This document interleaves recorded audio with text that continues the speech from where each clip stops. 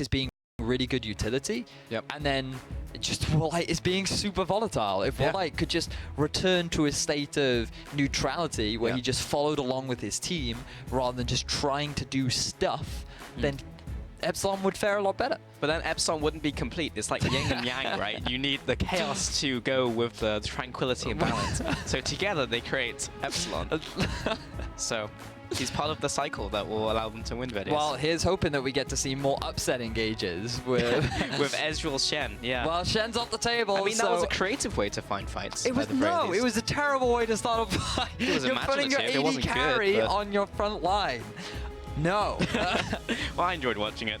Aurelion, Sol, Irelia, and Karma bans coming in from Epsilon. I like the Karma ban. Honestly, I would have preferred to see a Karma ban first game as well. It just feels really good right now. Was banned both games in the first series as well. So Nidalee is actually available, so we could see that for Kyrie coming in for the first pick, especially with this with the Karma comp. But we could also see the Bard. Now, Bard did slip through the pick and ban phase last game, but because the Karma is taken off the table, that could suddenly make that support rise in popularity. It's also very good against the Braum, which it did seem from game one, Nerv seemed to put a lot of value in. But decided to go for that early jungle skirmisher in the form of Nidalee for Kirei. As you have mentioned, this is one of his go-to champions, something that he's been playing in the Challenger Series for quite a while.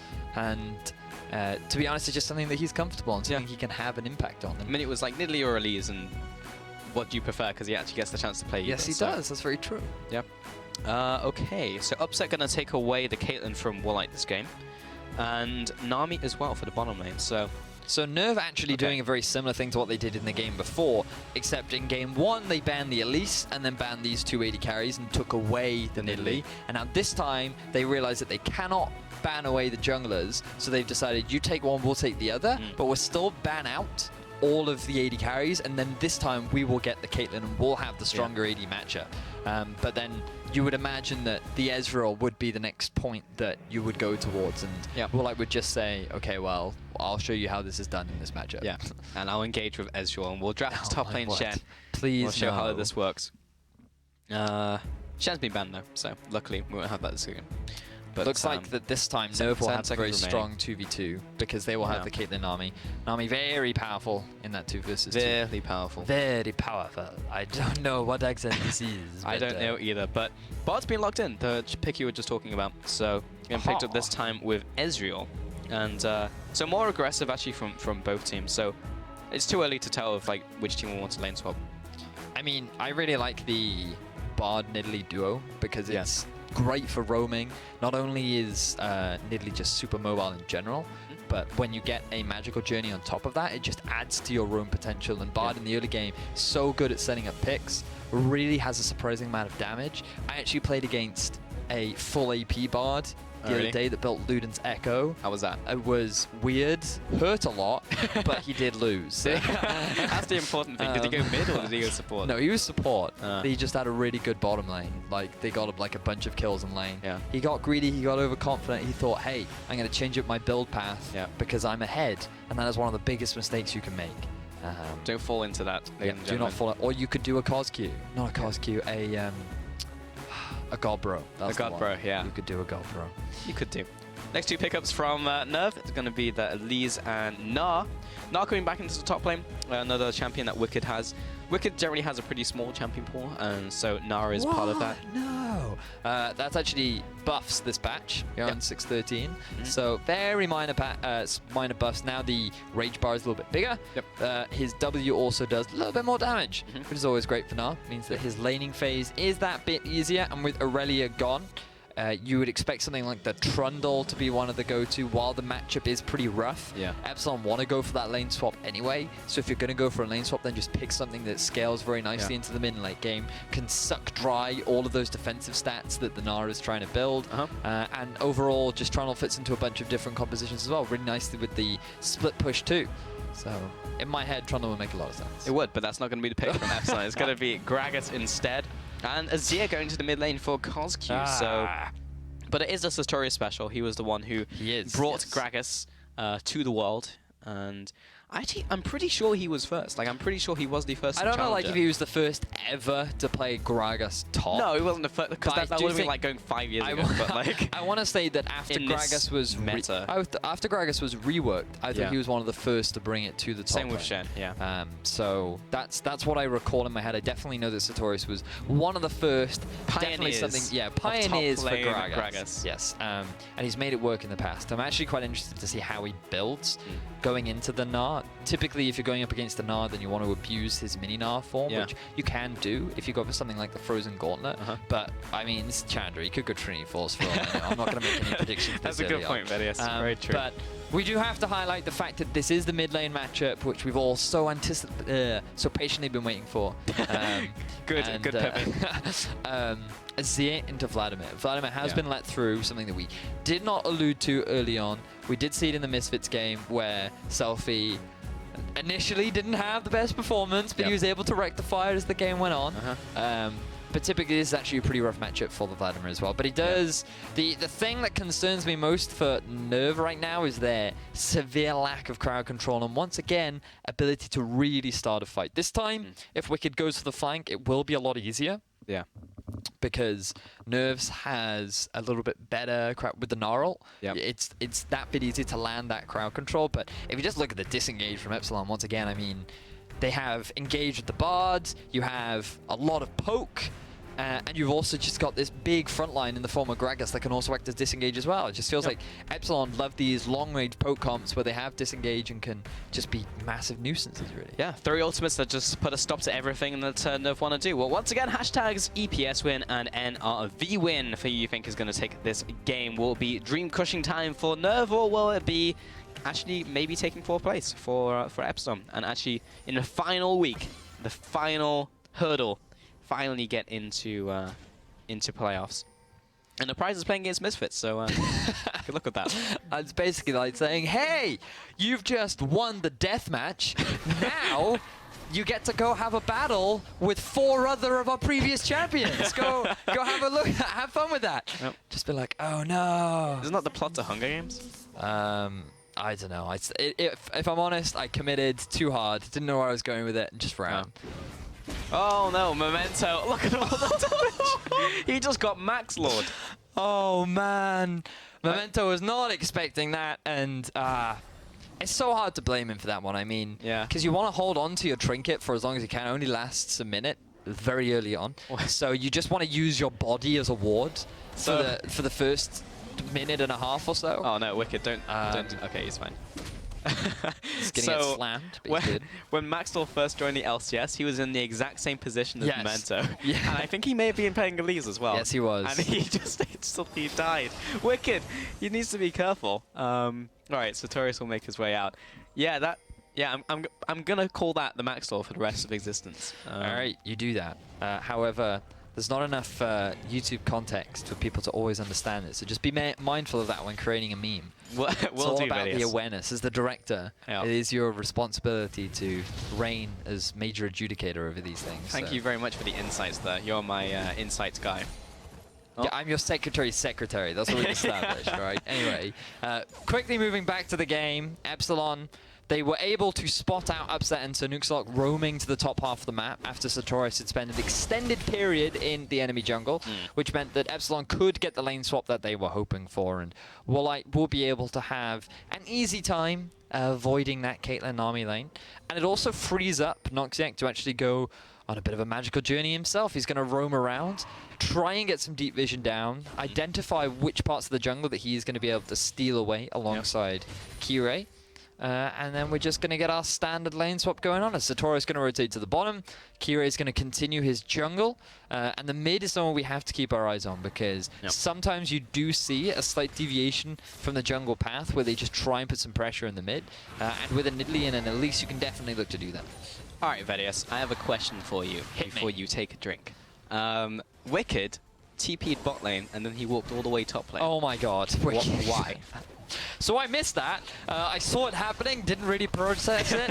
I don't know, this is just what Wicked does. He likes to teleport to the other side of the map, say, hello, I'm here. And then he's just like, all right, I'm out. And then he leaves. honestly don't know why he does it. I mean, it's like an anomaly. You know, like the... like Star Trek? I'm thinking of that triangle. The Illuminati? Bermuda, no, the Bermuda Triangle. Oh. Like, you know, it just doesn't make any sense. Things disappear in there, and Wicked is Bermuda Triangle. He is just, he's a triangle of an enigma. I don't even know where I'm going with this. He's confusing, Pulse. Okay, he's I got confusing me. It's not even like the good type of triangle like Giants and their top lane triangle, which is now a pentagon. No, we don't get into that, Pulse. Mid lane, CosQ is feeling the wrath of Vladimir, and that is a very long range sliding glide, where you use both your conquering sands and shifting sands, or the sands. CosQ be like, "Oh, I'm a bird," and he just flies out of that one. Everyone cheese it. That's like when you've been caught out by the teacher and you're like behind the bike sheds doing something you shouldn't, and everyone just like pieces out. And he didn't Every man for himself. And he didn't even leave anyone behind to become the scapegoat. So. Oh man. That was really good from. See, I thought of it was like you were doing graffiti, and then the feds show up, and it's like, "It's the feds! Split!" Unfortunately, they were all able to get out of that one, and they get the dragon as well. Fantastic Criminals. Yep. So look at this one. Oh, Memento, very close getting the flash. He was so close as well, but because he'd used his flash earlier on to try and steal the dragon, he unfortunately wasn't able to secure a kill, which meant that Epsilon are going to get themselves a 1-kill advantage, as well as that Infernal Drake, which is a great way to start off the game. And, oh look, another Infernal Drake on the board for both teams to take. And thank you, Deirdre, for that cup of tea. The kettle was boiling, and now it is ready, which is always great to hear. Yep. I would have liked a pip of that. Deirdre just coming in and delivering the tea. Oh, Caps keeps walking. Die. Yeah, he literally walked into 3 of the soldiers coming up from a right and was like, "This is fine," and just took like every single auto attack possible until it ran out. Wicked's in the top lane.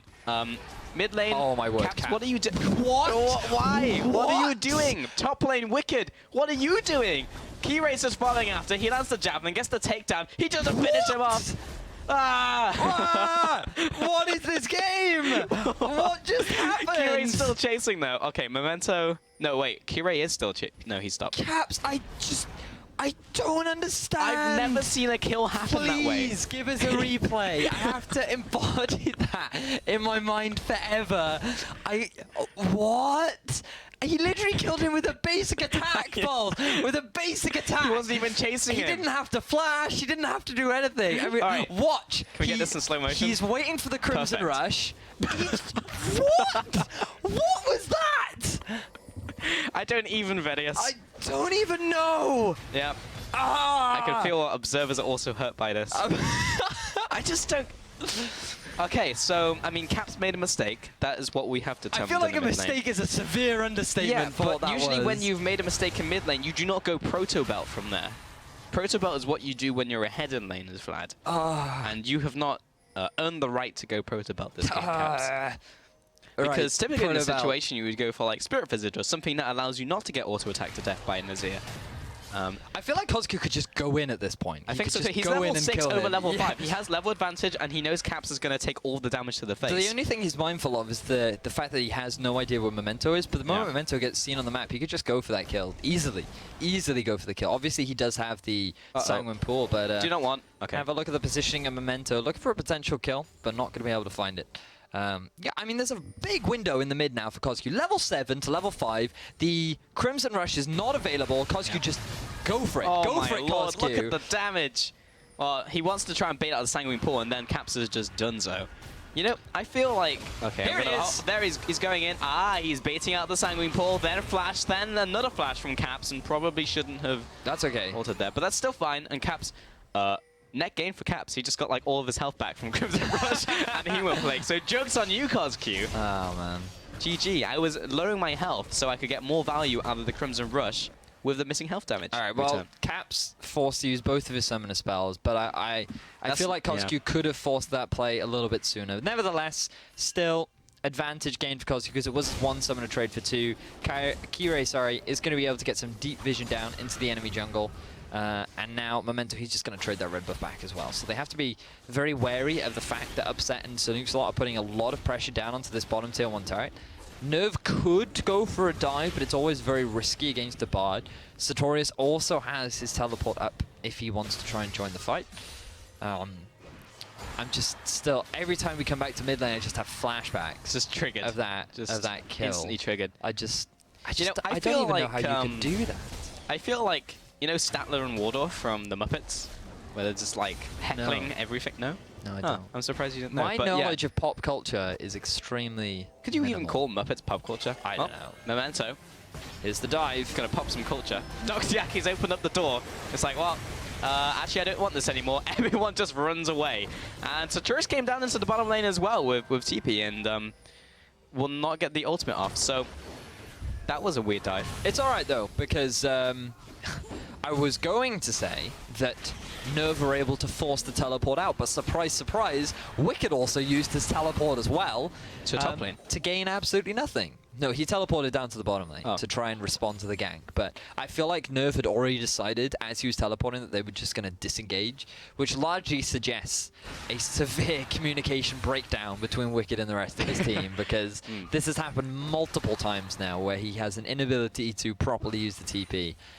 And I mean, what else do we say about this game so far right now? Epsilon have control, I think is the best way to... Capitalizing on the mistakes of Nerv, I think that's fair. I think in the off-season, Nerv need like team-building classes, you know, some icebreakers, get to know one another better, so that they can get on like the same page when it comes into in-game decisions. Because currently, I never see any two members of Nerv like do the same thing at the exact same time. Wicked's in the top lane dueling Sartorius. I don't feel he has enough damage though. Mid lane Capsus is going to run at Cosq, take a lot of damage, go into Sanguine Pool. Cosq, it's going to be close, but doesn't get the kill just yet. No cigar, unfortunately, for Epsilon, but Noxteki is hanging around the mid lane looking for a potential dive. But the rest of Nerv have responded to the pressure coming out from Cosq, and they're going to be able to keep him alive for now. But he is... Oh my god. Why did that happen? Oh my word. That was just a rise into poke to death. I don't get it. There is no reason for Caps to stay. He does not have the wave clear to keep that turret alive. He doesn't have the health. He doesn't have his ultimate. He doesn't have flash. Just back away. You are not going to be able to stay long enough to get the farm needed. And... that was abysmal. Yeah, the only dreams that are being crushed right now. I honestly felt like I was being overly critical of Caps in Game 1. I now feel perfectly justified for all of the criticism that I gave him, because after this performance in only 10 minutes of Game 2, that is just shocking. Good lord, Caps. I mean, Cosq is doing so much damage now with those 2 kills and is well on his way to just killing everyone in this game. Massive advantage now built up, and yeah, this is like full tilt. Hopefully Caps can go full 360 and self-right, but he's like at least 270 degrees tilted the wrong way. I mean, Caps needs to abandon ship right now because it is tilting hard. There is no way that this ship is definitely sinking, Captain. Oh, I sense another Caps death coming. He could actually die. Sanguine Pool. All right, he's going to get out of that one. I mean, typically, don't get me wrong, this is a rough matchup for the Vladimir. Yeah, definitely but is. He's dying in dumb ways. But he is dying in dumb ways. Middle tower goes down, and Epsilon will increase their advantage. Time. Okay, so, perfect. Memento, though, is going to be on the receiving end of a lot of damage from Epsilon. Everyone's going to cover the retreat. What? And now, Memento, hang on, he just jumped to a minion. Oh dear. Oh my word. Okay, so Noxia, I could see what he was trying to do. He was expecting the repel to come down in a line, and if he timed it well, it would have secured the lockup onto Memento, but he wasn't expecting the repel to go down onto the minions in the wave, and that just meant that a bit of an unfortunate ult there coming out for Noxiac. So a lot of interesting plays happening in this game, Pulse. I honestly don't know what to say about most of them. It's just like, just don't do that. I mean, I'd recommend a cup of tea, but I feel like no cup of tea could solve this problem right now for Nerv. But it's just like a whole lot of Korean advice, right? It's just like, don't die stupidly. Just don't do that. I mean, you typically just don't see that in any level of play, which is like the bizarre thing that we're seeing right now. Like, you just don't see people just like stay in lane and do like act like a bot and just go back in and then die to like an Azir auto attack. Herald was started by Nerv. That was probably stopped. They can't go for an objective like that right now. The Epsilon just too strong. They've hit their spikes way too early. That's a 13-minute Morellonomicon, as well as Zerka's Greaves. He's got a full item completed over anyone else in the game. Yep. I mean, that's just ridiculous. Absolutely ridiculous. Uh-oh. Well, he may be very fed, but even he cannot survive the full damage of... Yes, he can. Of Caps and Memento. He got caught, and he's still fine. That was very close, though. He probably should have died for that mistake. That was just bad pathing from Kozq. He walked into the enemy jungle without any real vision. He thought like he was safe because Noxiac was also walking up, but they just didn't quite spot out Memento. There was also Pink Ward in there, so just a little bit unfortunate for Kozq. You definitely shouldn't be making decisions like that. He was lucky that Noxiac was there to keep him alive, but he was able to get away with his life just barely. And now here comes the ultimate from Sanuxalot. Caps is here. He may be able to capitalize. That's a lot of damage with Tides of Blood and Sanguine Pool, but he has been ignited. He's got the Q coming out onto Warlight. And Warlight will shrug it off. Memento, he's looking for this cocoon. Lands it onto Warlight as well. And a follower coming in. Caps will net the kill. Nuxalot also traveling in from the mid lane. Definitely doesn't quite connect onto Memento. That was a good collapse from Nerv.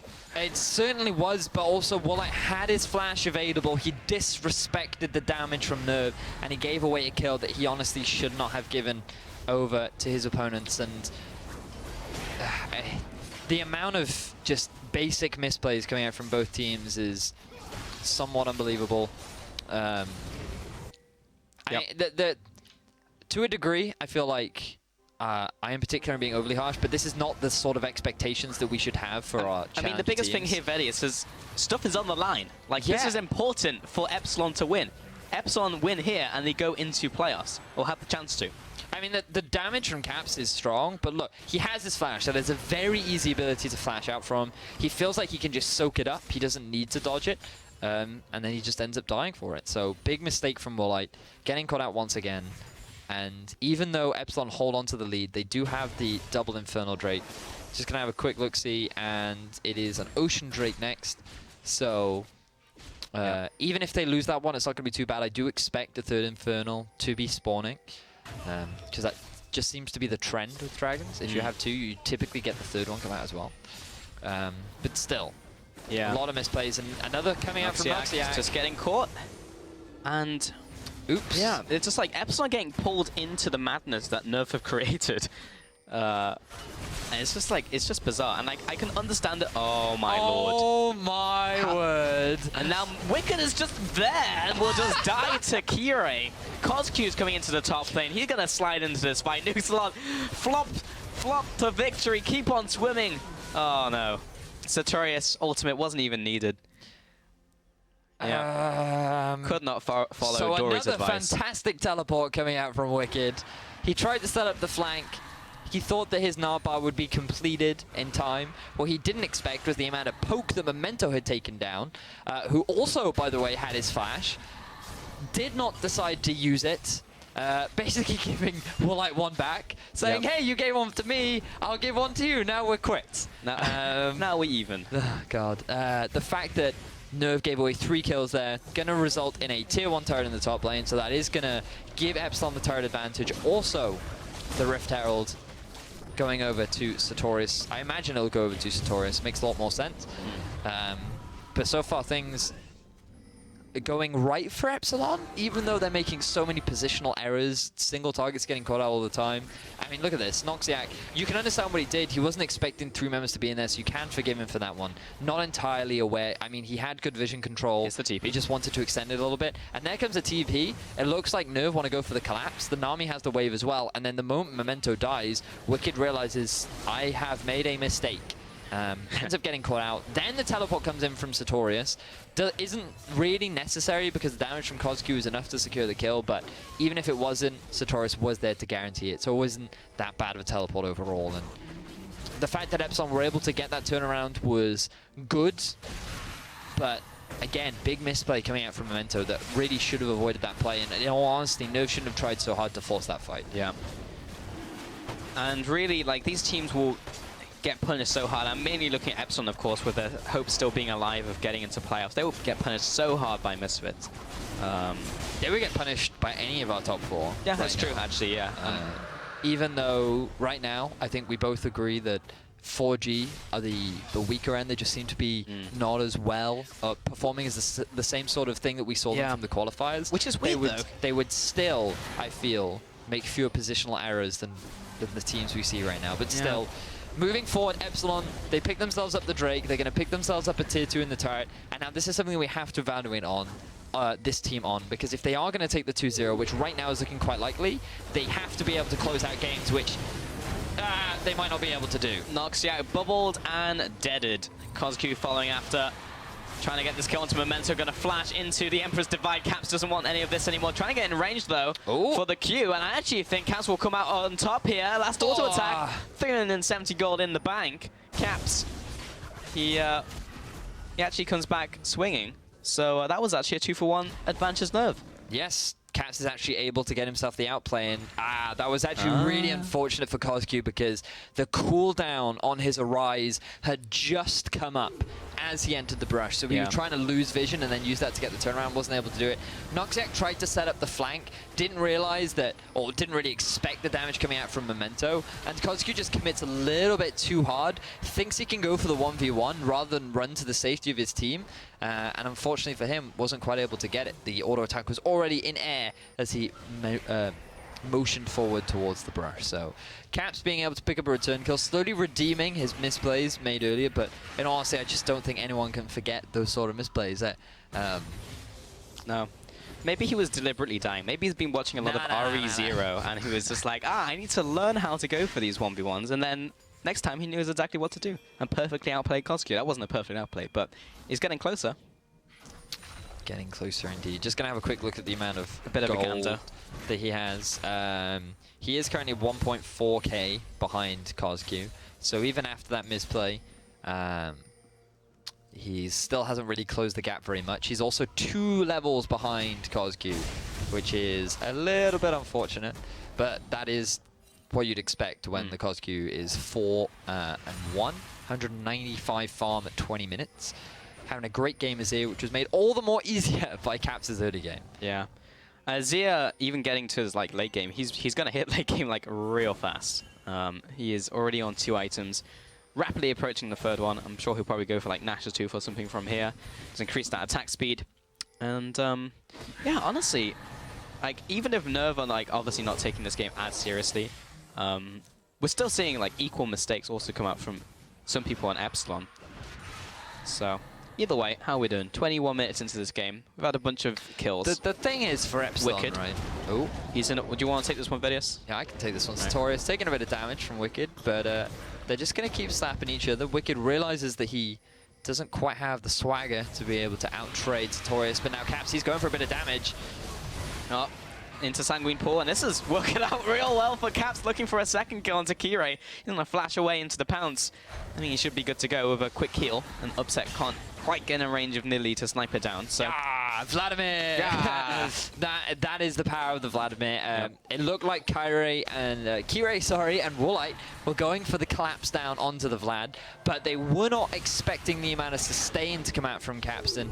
I mean, this is the advantage of going for that early proto button. Now Kozku going for the collapse. Upset. That was not the way to E, and now Kirei will be happy to pick up this kill. Kozku looking to sink another one onto Caps, and into the Sanguine Pool already, but he is a fast vampire, and he will make his way back into his base, and he will be nice and safe. He's going to TP. Well, so Caps finally reaching that mid to late game Vladimir, which becomes the big damage dealer, that big nuisance. Completing the Rylai's now means that he's going to be much tankier. Remember that the scaling has been changed, so if I get this right, it is now, if you buy more HP, you get less AP than you did before, and if you buy more AP, you get more health than you did before. That sounds right. It's worse than it was, basically. But going for the Rylai's makes sense because getting AP is basically more valuable right now than just stacking all that health, rather than going for the early Spirit's Visage, which gave you more health than anything else. As a do not try at home thing right there. Do not step in bear traps. Oh, these bear traps on the floor. Just clean these up right now. By stepping into them. Yeah, don't do that. Yeah, 8 and 5 currently. When do you find bear traps just lying around? I don't know, but on the occasion that you do, because it's not something that you face in everyday life, really, is it? Like, there just happens to be bear traps look at this scattered over the floor. Rusted piece of metal lying on the floor. It looks like it could be dangerous. Well, yeah, maybe I should put my foot in it. If all you've experienced, Vedius, is League of Legends, then you would figure that that is the right thing to do. And it is, in fact, not. So, there you go. Educational show once again. Oh, man. Don't step in bear traps. Challenger 101. That's what we've devolved into, because Wicked is going for another one-on-one against Sartorius. These are two very beefy champions. Wicked will use the ultimate. Sartorius will hit him with the Q, the body slam. Wicked returns with Wallop and will crunch away because he doesn't have any more damage. And that'll be the end of that trade. Tense. I mean, yeah, I mean, honestly, like that, like no one's gonna die there, really. Like Sartorius probably does get is on like the receiving end of that against Wicked. Once he goes mini form, he'll be able to chase him down, but Wicked has to be ahead for that to become a reality, and he's not that far ahead. And even if he does, Sartorius has Splash and he has Ultimate, so really no one really dies in that trade unless something goes horrifically wrong. Okay, so we're at the 24-minute mark now. That we are, Vedius. Epsilon have the lead at about 4,500 gold. That is a true statement. So now they're looking to set up a siege to try and break into the base of Nerv. They want to try and take these tier 2 turrets first because they are the easier objectives in the actual base. Wallite can't go for this. Oh, look at the burst damage in from Caps. Tempered Fate will glue him to his seat.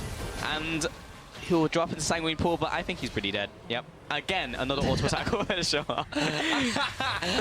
From Cosq. The perfect setup. Oh, man. You sounded incredibly evil. You sounded like a villain from... that was just insult to injury, where you just added the fact that just like, he walks in and gets the kill with the auto attack. Yep. And now that is exactly what Epsilon needs to break into the base. They're going to try and get some disengage from Nerv. Well, there's actually a surprising amount of damage. Cosq probably didn't want to jump in there. If he'd gotten critted on that last one in from upset, he would have died. And would definitely have died from the ace in the hole. So RNG for the win. Cosq will make his way out. And Kira will take away Merkwolf. So Epsilon are gradually pushing their way into the base. They have cracked the inner inhibitor turret line. Yes, they have. They have achieved one objective on their road to getting this 2-0 here. And it will take another Dragons. So when you look at this game in general, Vedius, Epsilon are very far ahead. This will be the 4th Dragon for them. They've opened up the base, 6,000 gold ahead, and we're just going to see another comical kill onto actually, Caps. The execution from Caps is pretty good. The problem is he's going for a solo play without any vision, without any real support from his team, and because there's no way for the rest of his team to actually provide that support, it results in a horrible death for the side of Caps. And I mean, that's just not really how you want to go, especially seeing as that's how you gave away the first death. It's just very, very unfortunate. Just a little bit too overzealous from Caps, and he ends up getting punished for it. But there's that 3rd Infernal Drake that we were discussing earlier on. 4th. 3rd. Yeah. 3rd Infernal Drake. So I was thinking of Dragons in general. It's like, it's going to be 5th, but you are correct. Memento has gone for a Proto Belt. So that pretty much sums up what he's thinking about this game. I have actually seen a couple of Elises do this. It makes it a little bit easier if you go for the solo queue thing? Belt into the flash into the E. Just gives you a little bit of extra reach. My only issue with it is it's sort of like the Jarvan effect, where you go flash, EQ, ult, and you're just like, guys, I've engaged onto the back line. Like, guys, where are you? We're still in the base! Because you create such a massive gap that there's no real way for the rest of your team. And obviously, it's not quite that extreme with Elise. But if you're setting up a TP flank with Wicked, we know how well those have gone so far. But if Memento, that's sort of what he's going for. It just means it's a little bit easier to dive onto the backline than you have the follow-up from the Wicked flank. Theoretically. In practice, maybe not quite the same execution. Not so much. Well, Wicked misses ult there, and Sartorius got the upper hand. He also has the Herald buff, and the siege will continue in the top lane. And then you can see the Proto Belt in action from Memento's Elise. Very low cooldown. So yeah, 40 seconds. You can throw it out there. Toss it out. Yeah. Key rate. Good spear onto Caps. He's positioning on the flank really well. He did this on the Rek'Sai, where he just acts as presence, and because it forces Nerv to play a battle on 2 sides. So constantly being aware of where your opponents are means that you can't just invest all your resources into defending what is in front of you. And it's just smart play that forces Nerv away from the turret and enables a clean take of that tier 2 turret in the top. Here comes the trap line out from Nerv, just trying to hold this tower. But they've already lost a middle inhib. So if you're Epsilon here, why would you not just go mid? Is it because that would force a fight and you really just want to siege on the towers, or?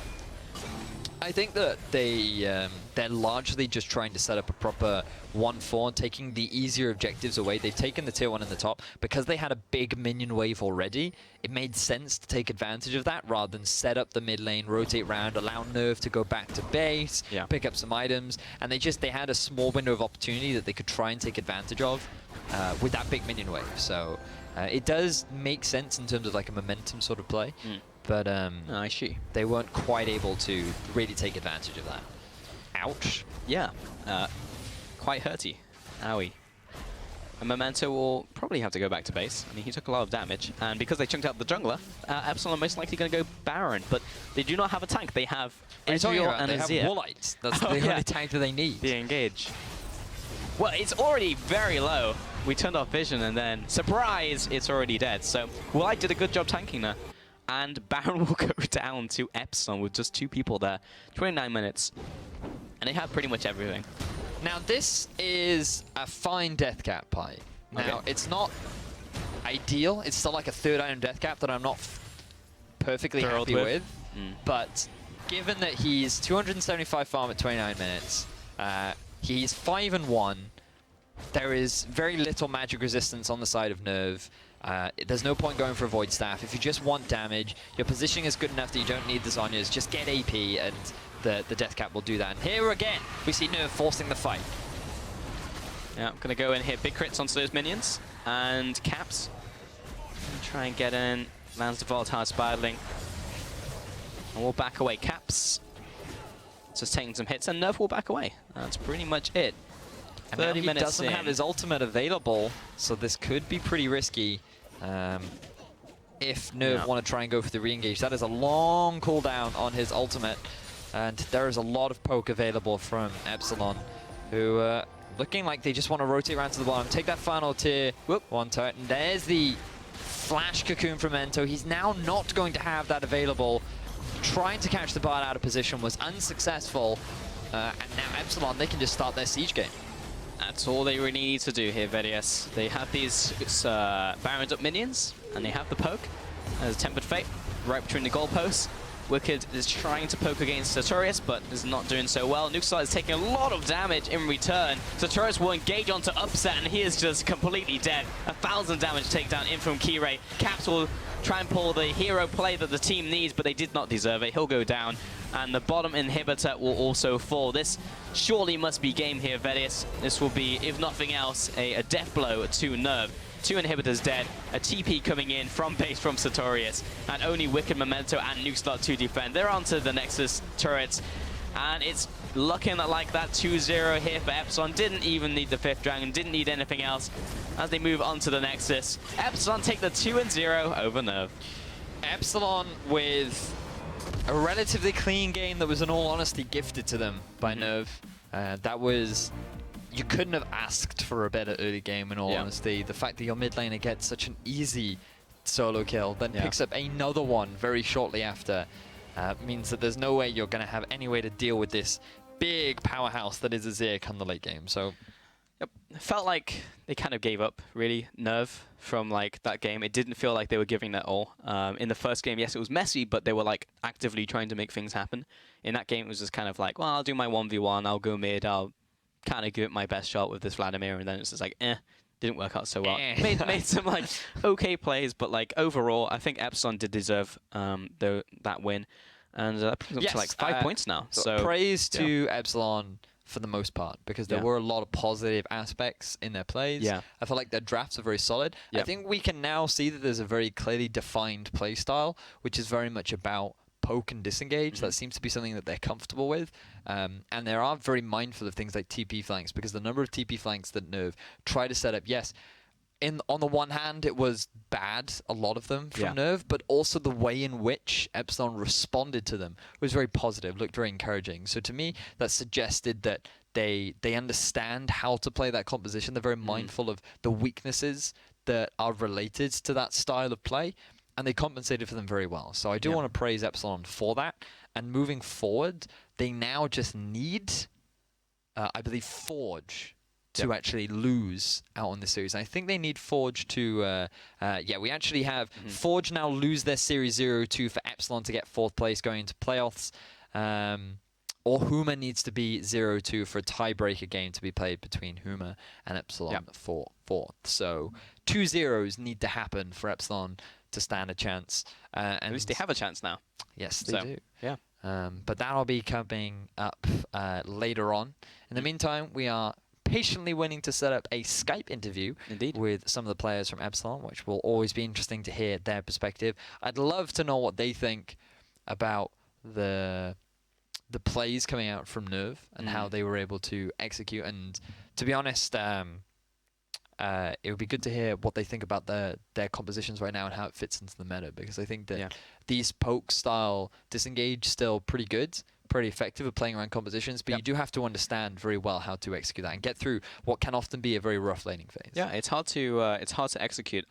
Also from that team, like I felt we were quite negative, but they were doing the right thing for the most part. Oh like, yes, they were for not, sure. They were not being super aggressive, and honestly, you shouldn't be. Yes, maybe they didn't take all the opportunities they could have done to accelerate the game, but when so much is on the line and like actually trying to secure a playoff spot, then like if you know, do what you got to do, right? Like if it takes an extra 10 minutes to close out the game, then do it. You know, it doesn't have to be flashy or interesting.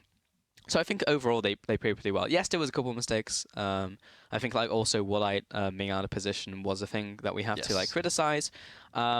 Which is, you know, odd, because I don't know why he's gone back to that, because we never really even saw that ever since he joined Challenger, and then he goes back to it, like, very visibly in the last 2 weeks. I don't really know what happened, so hopefully could get an opportunity to ask Impulse. Maybe. But yeah, I mean, we did highlight a lot of the negatives from Nerv in those games, and that was, I mean, we had to, because that was a large reason as to why Epsilon were able to come out ahead. There were very subtle mistakes that Epsilon were making, and some not so subtle mistakes that could have and typically would have been punished by a lot of other teams, which Nerv were not doing. And these are the sort of things that you need to be aware of, because Epsilon, yes, they executed their comp well. They knew what to do with the lead. They were safe, which is important, because they knew how important the series was and the possibilities of making it into playoffs. So they didn't want to try and rush things, which is very smart, which is just what you need to be thinking about moving forward. But they have to be very mindful of the fact that they weren't actually doing a huge amount of proactive plays. A lot of their gains were built from the mistakes that Nerv made that they then capitalized on. And the fact is, Nerv was not doing the same the opposite way, which teams like Millennium and Misfits will readily punish you for. And even, I mean, Huma, in all honesty, because I was not expecting Huma to be where they are right now. And if you end up in a position where you have to play against Huma for a tiebreaker game, I'd be very worried for Epsilon. Yeah, Huma is a weird team though. I feel like they've changed so much over like the course of the split so far. I don't even know how to place them. Like I'm actually genuinely curious to see how they do in the final series of the day against 4G, because I actually just don't know like what Huma's going to turn up, honestly, because they do what look Forge is different. Going to turn up. Also true. I think like honestly, Forge has stayed relatively the same in terms of style from like CSQ. Like they're very similar. They always go for the engage. They have Heaver as like the linchpin of their compositions, just always getting in there as support. They have also run some like long range keep people at a distance compositions, but have been good. But primarily they go for like the engage, and that's where the strengths lie, I feel, for 4G. But yeah, for the most part, I feel like that's been pretty similar. But I haven't seen a lot of progression in terms of that. Like they do engage, but like they haven't found like more creative ways to do it, or like made it more cleaner, or made the team fights better. It's just kind of been consistent, and that's fine, because they're still like currently looking like they'll find a playoff spot either way. But it's just like, if they don't continue to adapt, then how will they do in promotion tour, and how will they do in playoffs, right? If they were just like the same team. Because I feel like last week at least, teams started to figure them out, at least in a small way. Like teams were actually capitalizing on their mistakes, and it was just like, well, we know they're going to come to us, so actually we don't need to make any proactive plays, because we know that we just need to make a reactive one, because at some point they're going to find us and they will engage in us. So we just need to prepare for it when they eventually strike.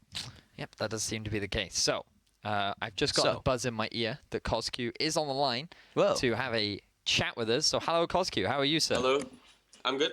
How are you guys? We are well. Quite Thank well. you for Yeah, asking. I can see Woolite there as well. Hello. So you have just claimed victory over Nerv, and that does mean that you now have a possibility of making it into playoffs with 4G and Huma, depending on how that series goes. If you had the choice, would you rather play a tiebreaker versus Huma, or would you rather just take 4G's spot? I guess take 4G spot, so we don't have to play tiebreaker. I mean, that makes a lot of sense. But if you're just trying to weigh things up, how do you think of the other Challenger teams right now? Because you've had quite a rough road throughout the Challenger. But how do you feel that right now, because you seem to have a better performance today, do you still feel that you are rated 5th, or do you rate yourselves a little bit higher than where you currently stand?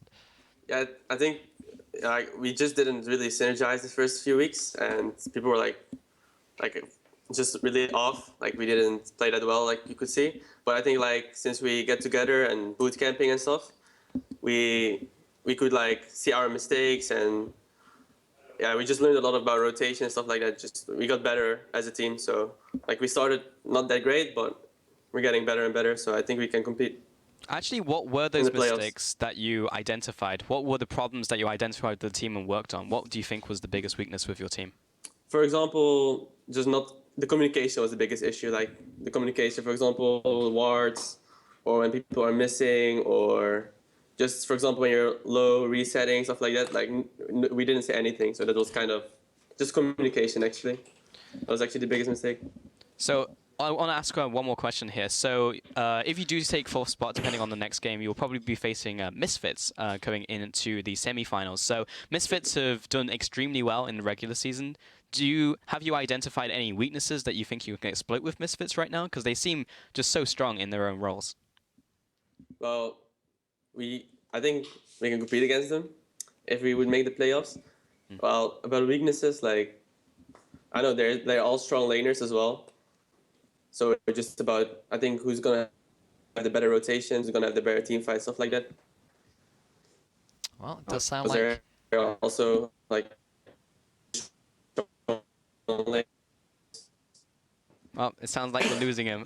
Unfortunate. Well, thank you very much, Kozka. I think technology has failed us today, but thank you very much for the interview, and congratulations on the 2-0 here. We'll catch you, hopefully, in playoffs.